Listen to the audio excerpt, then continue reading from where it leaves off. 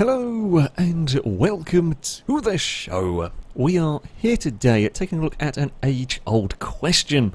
What is faster, classic race cars or, well, modern road cars? You see, things like this Maserati Birdcage, for example, were unbelievably fast for their era. In fact, this car was quite revolutionary for its era, and to this day it is still a pretty damn quick car. You have quite a lot of power, doesn't weigh a damn thing, and, you know, it was built to go very quick around a circuit. The thing is, technology moves on quite quickly in general, but certainly in the automotive world, and things like tyres, suspension, chassis, all of these things have been vastly improved over the years, to the point where, well, modern cars are pretty damn fast in general. So, to answer this question, we're going to take a series of classic race cars, race them against some modern road-going vehicles from their respective manufacturers, and see which ones would be faster. So, up first, we have got the battle of some Porsches. We have, for the classic race cars, the 959 Rally Raid, and for the road cars, we have got the Cayenne. Now, as these are both all-wheel drive and kind of off-road, or well, the Cayenne, I'm not sure whether I count that as off-road orientated, I'll be honest, with the modern-day SUV trend, but regardless. They've got some dirt on this circuit, got some downhill gravel section. Now, to be fair to the 959, it does have slightly better tyres. I believe it comes on rally tyres from stock, the Cayenne doesn't. But this circuit isn't the most reliant in terms of the rally tyres, because the gravel section is quite fast and downhill.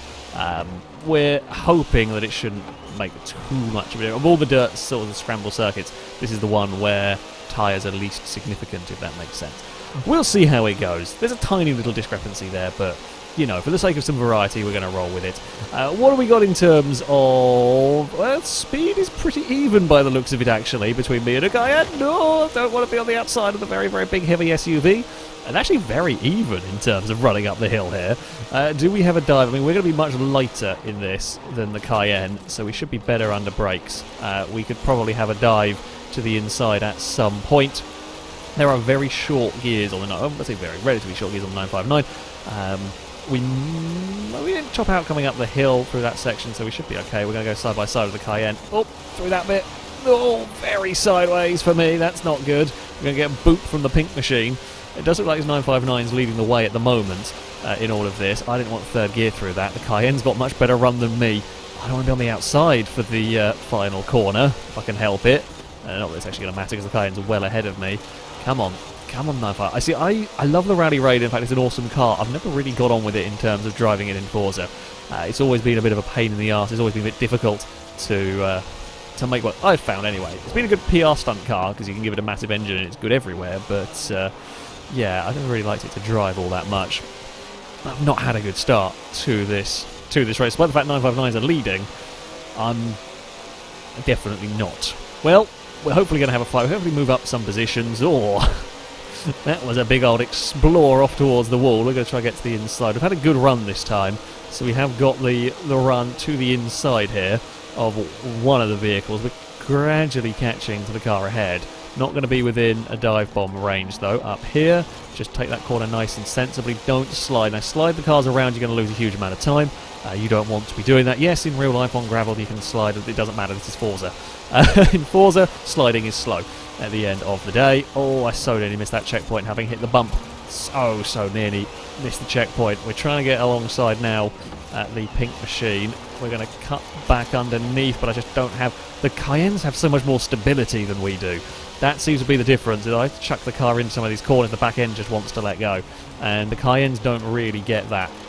You know, they're much more modern. To be fair, I mean, they're much bigger and much heavier. They are much more modern than the Dakar vehicle. So I guess it kind of makes sense to a little bit, a little point. Still, yeah, I'm struggling. Funnily enough, I'm struggling with oversteer. I don't like oversteering cars, never have done. It is a 1, 2, 3 for the Dakars. I'm the weak link at the moment. This will not do. I don't like being the weak link in this. I just think this car doesn't suit me. You sometimes find cars like this that you just can't really get on with, and I think this might be one for me. I'm glad at least others are doing well. Someone has to fly the flag for the race cars over the modern SUVs. We don't really want the Cayennes beating the Dakar legend, particularly, but there we go. We'll jump on the brakes up here. Ewan has made it up to 4th. Longbow's made a little mistake there and is slow coming down here. Knew I was... every time I got a good run, a Cayenne's just been in the right place to kind of stop me from being able to really make the most of said run.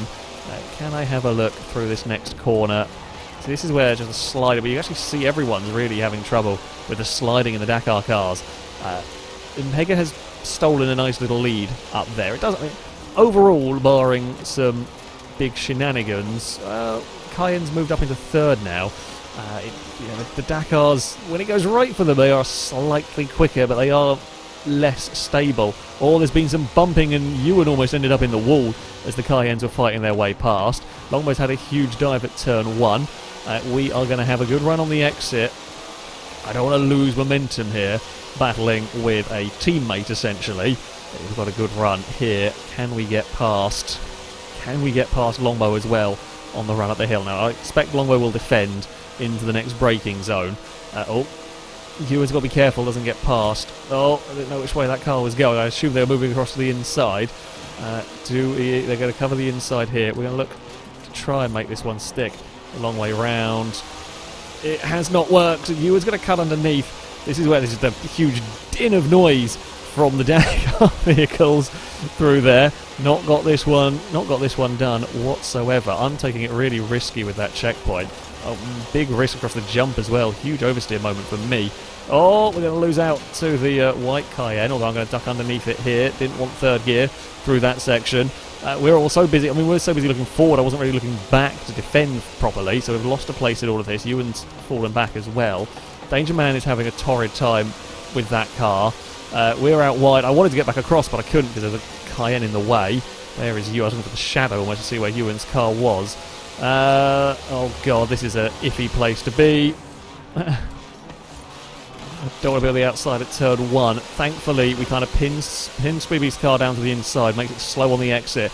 It's still a 1-2 for the 959. This has been very, very close. We've done a few of these kind of varying variety races. I don't quite know what to call them overall. We're like SUVs and versus sports cars and all of that kind of thing. And normally the sports car one, this has been probably one of the best splits between the two different classes, if you will. Because this is the 959 is slightly quicker, but is much more difficult to drive, basically. You get a good lap with the 959, and it is faster, but it's so much easier to make mistakes with the Cayenne. Is much, much more consistent. I mean, it does look like the car up in second. Liam's under a huge amount of pressure on the final lap. We see Danger Man's having a little bit of a look behind us. We've had a good sort of run through this dirt section. Oh no, now it's all gone wrong. It's all gone wrong at the end. Ewan's going to have a look. It's going to go 3 wide towards the final corner. This is a wonderful race. The Cayenne back here is going to get involved as well. I want to try and kind of cut underneath everyone on the exit here for this run to the finish line. Is it going to be enough for me? I don't think so. The Danger Man on the outside is going to get it. We lost it. Just that big oversteer moment. What a battle. What a wonderful, wonderful race that one was. It's an 8th place for me. It's a terrible finish, but a brilliant race. Fastest lap would go to Impega up at the front. Yeah, it was close though. That was very, very close between the pair of them. As I said, I think the 959 is a little bit faster overall, but the Cayenne much, much more consistent. The classic race cars take it, but just by the tiniest, tiniest of margins in round number 1. For our next round, we have quite the age difference between our classic racers and modern vehicles. We have got the Maserati Birdcage, that we're expecting to be quite the horrible death trap, and the Gibble. Yes, I know it's called Ghibli, but I will forever call it the Gibble.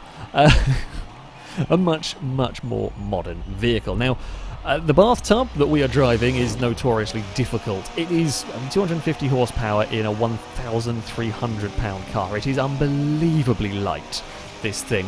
The power to weight ratio is huge in this, but it is difficult to drive. It is not very nice through the corners. The back end is almost constantly trying to do its own thing.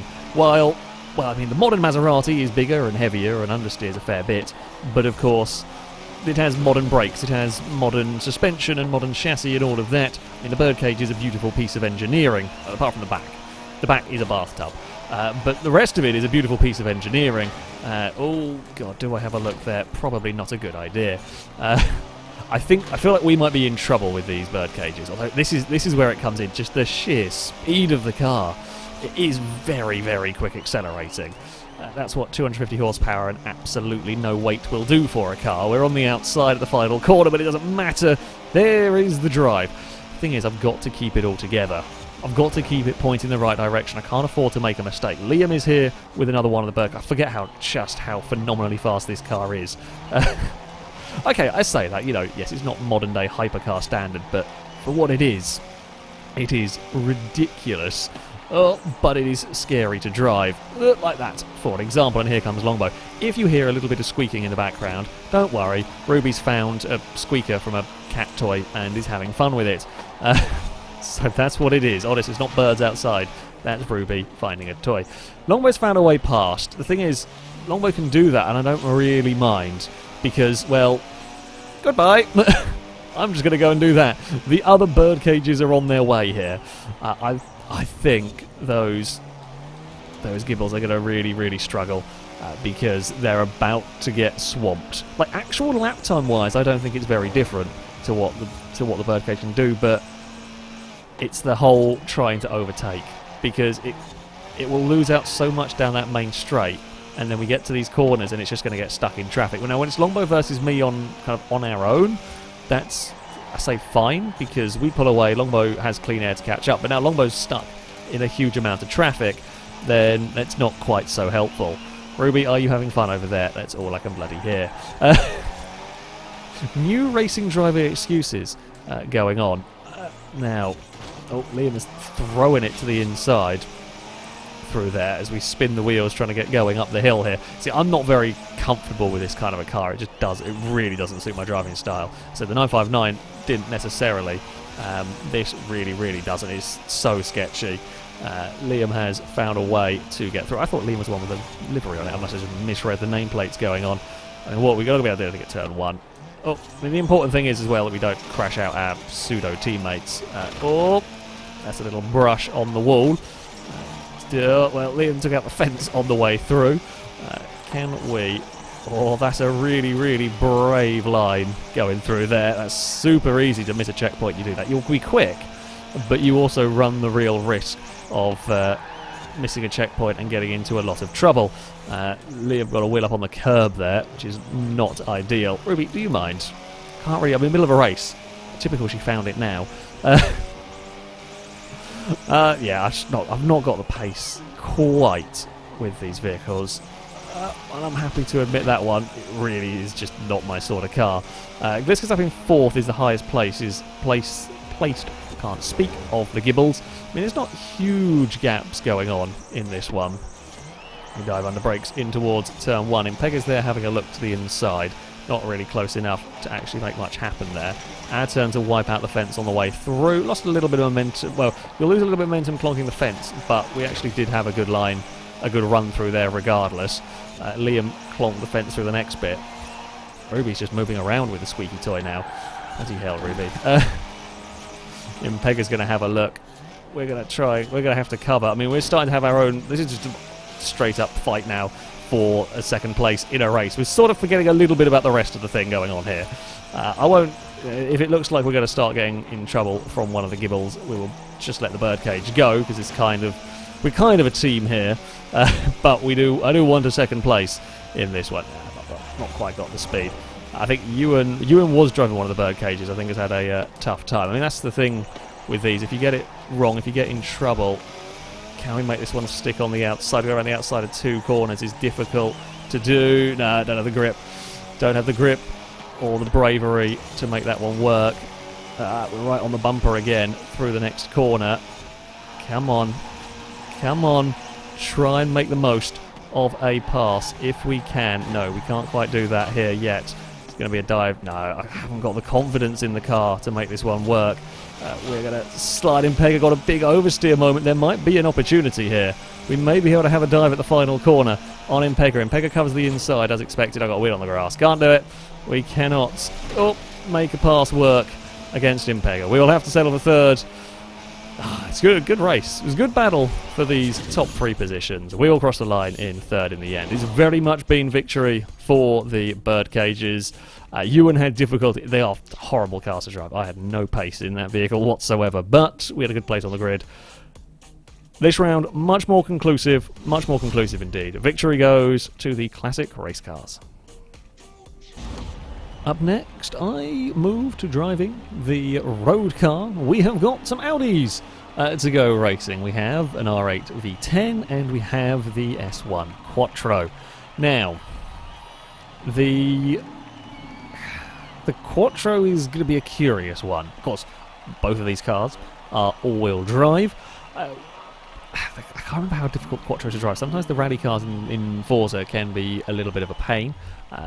We will have to wait and see. It's likely to launch pretty damn fast, we would expect. I was wrong. I was expecting the Quattro just to bugger off into the distance from the R8.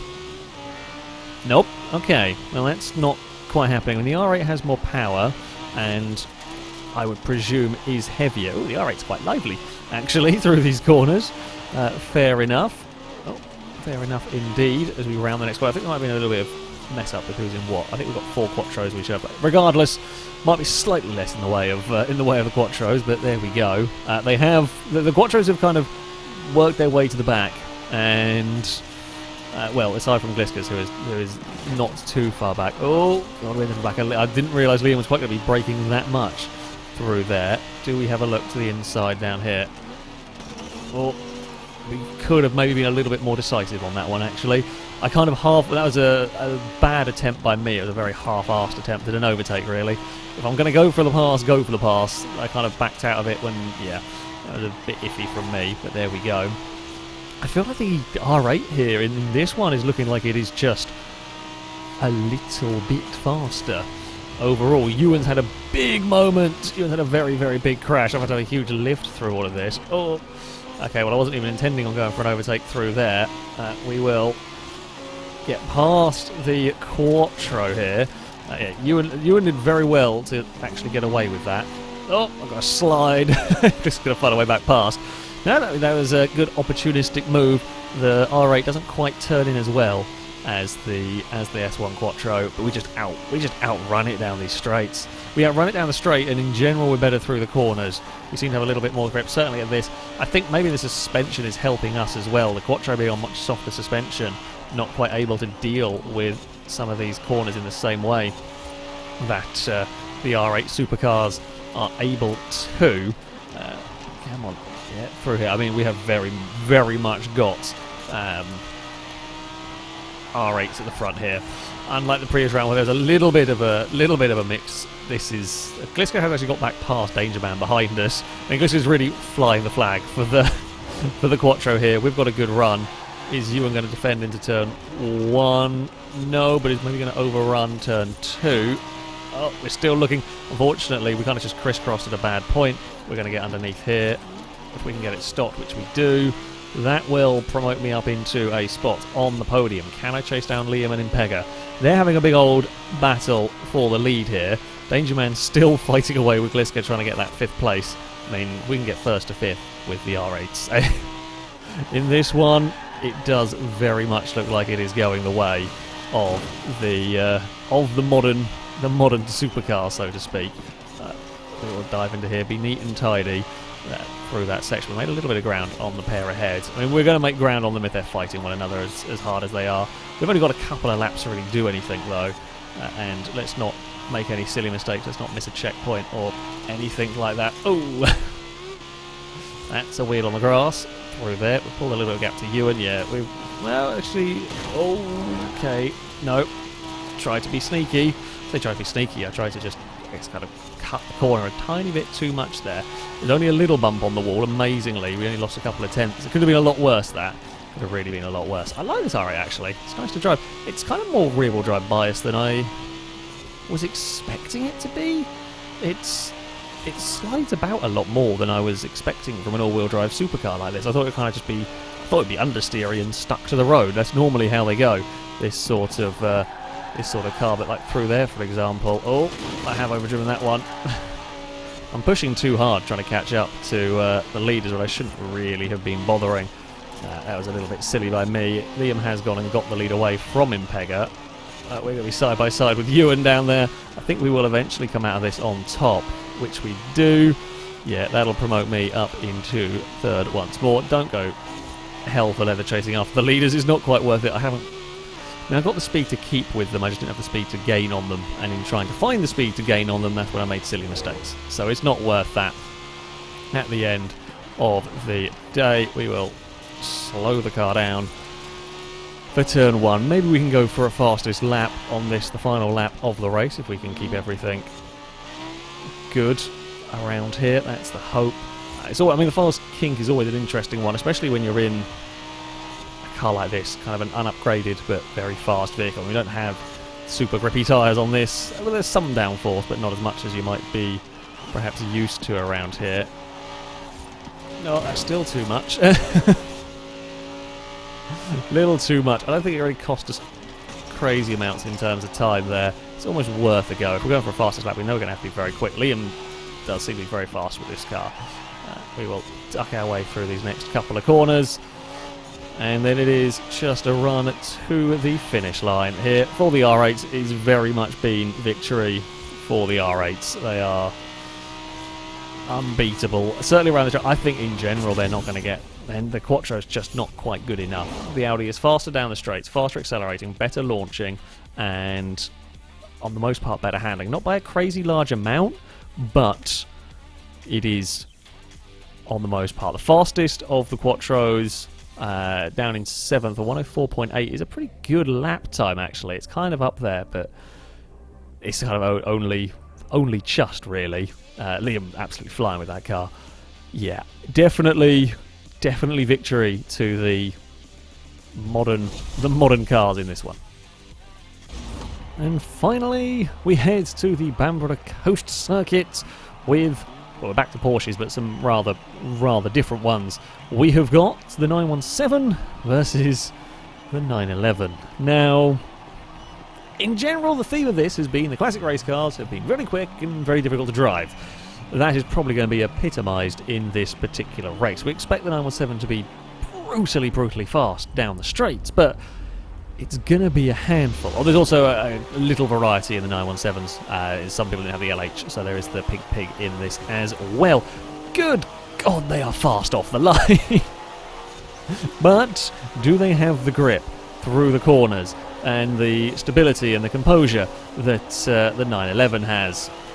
I'm not so sure about that. I think they are just going to absolutely slaughter us, though, when it gets to a straight. It's going to be difficult for these 911s. PI-wise, it is slightly in favour of the 917s, although sometimes that doesn't always matter depending on what you were driving, what sort of race you were doing. We've seen that before with these. It's still relatively close between them. There's 917s, such a handful through these slow corners. They're kind of backing everybody up. And we get the classic, this is the classic handling versus power struggle. Oh, I think Speed Beast may have missed a checkpoint. Where you've got handling cars that are quick. Got it.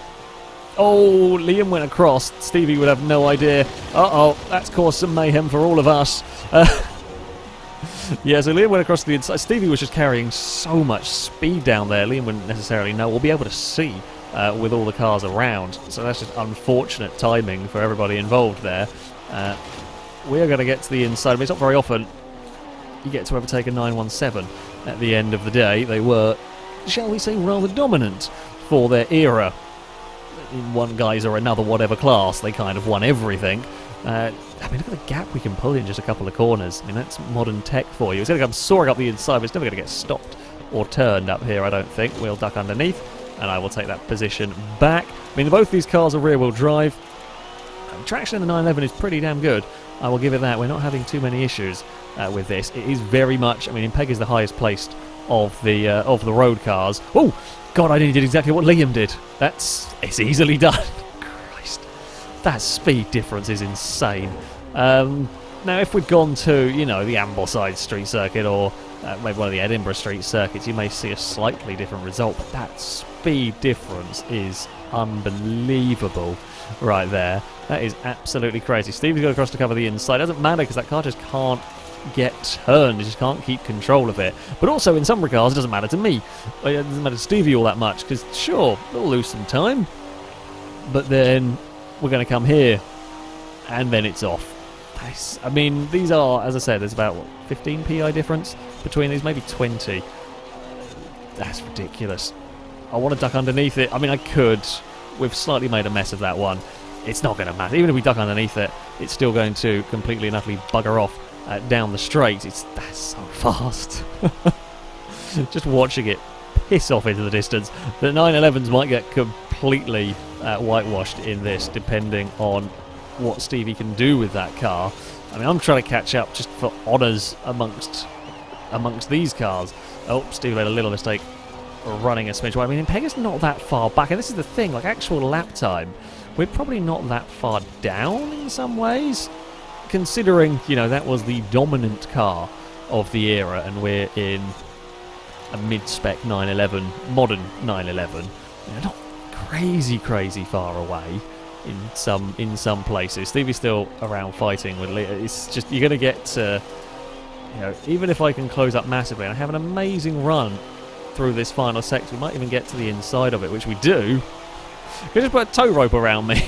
Can we just lasso a 917? I don't think that works. Somehow, I don't think that quite works, and then off it goes into the distance. We are pulling away from Ewan, so we're not likely to lose a position in this one.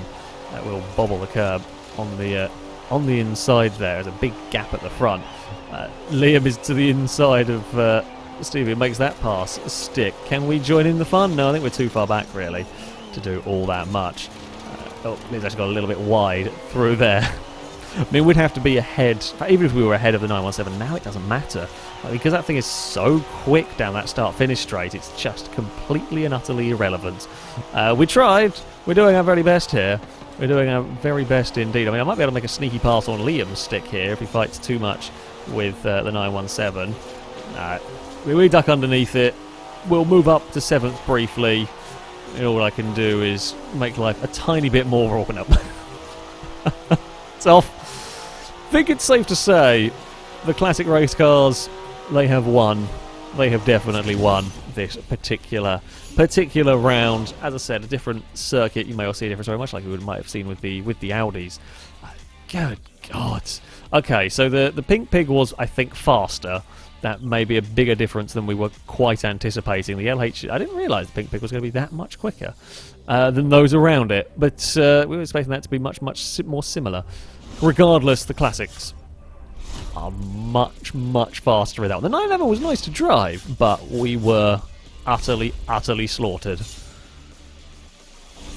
So, on to some sort of conclusion from all of this. In general, the classic race cars were faster than the modern road cars. Well, the modern vehicles were easier to drive, generally better handling, and it's easier to get speed out of them. The classic cars were quicker, and this is, on most case, down to sheer acceleration. The power-to-weight ratio on those cars, I say, is ridiculous, but they could launch faster out of corners, had better top speed, and this was by a decent-sized margin. Certainly most obvious with the Maseratis and with the Porsches. You know, the straight-line speed difference was huge. Yes, the classic cars were difficult to handle, but even when it got to the corner, they were so quick down the straights. The Quattro was a little bit of an exception in this one, in that, well, the Quattro handled slightly better than the R8, but got monstered by the R8 when it came to a straight. And there was always going to be an element of track specificness to these tests. Again, similar with the 917. You know, if you go to a really tight, twisty track, the 911 is going to beat the 917 because that 917 was so difficult to put the power down and to use. Likewise, if you went to an incredibly twisty circuit, the Quattro would certainly be a lot closer. Whether it could beat the R8 or not, I'm not sure. The R8 is pretty good. But yeah, there's always going to be that little element that's impossible to deal with as such. Certainly Maserati, I think, is going to win wherever it goes. I think the Birdcage is going to win on that one. It's so much quicker accelerating, unless it's literally constant cornering. But yeah, in general, the modern cars are much easier to drive quickly. However, the classic racers are just that little bit faster, often brutal in places and a little bit uncooperative, but really bloody fast as soon as it gets to any sort of straight. Well, that's going to be it for this video. Thank you all very much for watching, and until next time, goodbye.